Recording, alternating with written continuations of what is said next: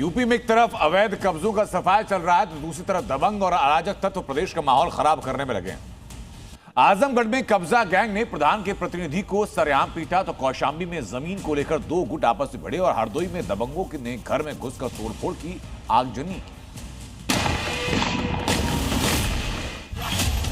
UP में आतंक मचाने और अराजकता फैलाने वालों को सीएम योगी का मैसेज बिल्कुल क्लियर है, जो कानून तोड़ेगा उसको उसी की भाषा में जवाब दिया जाएगा। लेकिन कुछ दबंगों को सीएम योगी की वार्निंग अब भी समझ नहीं आ रही है।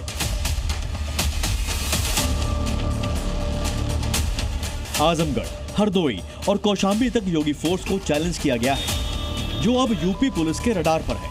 आजमगढ़ में दबंगों ने सरकारी जमीन पर कब्जे का विरोध करने पर मारपीट की तो कौशाम्बी में कब्जे को लेकर दो गुट आपस में भिड़ गए। वहीं हरदोई में दबंगों ने घर में घुसकर पहले तोड़फोड़ की और फिर आगजनी की। ये तस्वीर आजमगढ़ की है, जहां कब्जे का विरोध करने पर दबंग भड़क गए और पैमाइश टीम के सामने ही ग्राम प्रधान के प्रतिनिधि को दौड़ा दौड़ा कर पीटा। आगे आगे ग्राम प्रधान प्रतिनिधि गरुड़ जायसवाल तो पीछे पीछे दबंग। किसी ने ईंट पत्थर से हमला किया तो किसी ने लात घूंसों से पिटाई कर दी, जिससे प्रधान प्रतिनिधि गंभीर रूप से घायल हो गया। दरअसल आजमगढ़ के अतरौली इलाके में सरकारी जमीन पर लोगों ने अतिक्रमण किया था।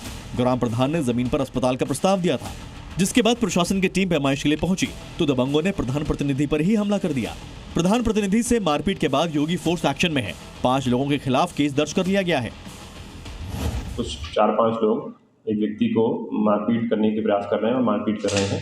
इस वीडियो का संज्ञान लेते हुए तत्काल थाना प्रभारी मौके पर पहुंचे और मौके पर जांच के आधार पर मुकदमा पंजीकृत कर लिया गया है। इसमें जांच में तथ्य प्रकाश में आया, उसमें आयुष्मान भारत स्कीम के अंतर्गत कुछ कार्य किया जा रहा था। उधर कौशाम्बी का पीपरी इलाका जमीन की लड़ाई में जंग का मैदान बन गया। देखते ही देखते दोनों पक्ष आमने सामने आ गए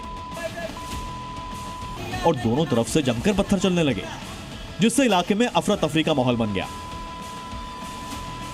दरअसल मोबिन खान और अंजनी यादव के बीच जमीन को लेकर लंबे समय से विवाद चल रहा था। जमीन पर कोर्ट ने स्टे लगाया था, लेकिन इसके बावजूद एक पक्ष ने इस पर निर्माण शुरू कर दिया, जिससे दूसरा गुट भड़क गया और पत्थरबाजी शुरू हो गई।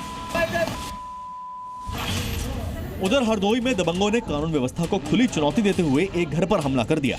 20-25 दबंगों ने घर में घुसकर जमकर तोड़फोड़ की, कपड़े और दूसरा सामान निकालकर सड़क पर फेंक दिया और फिर उन्हें आग के हवाले कर दिया।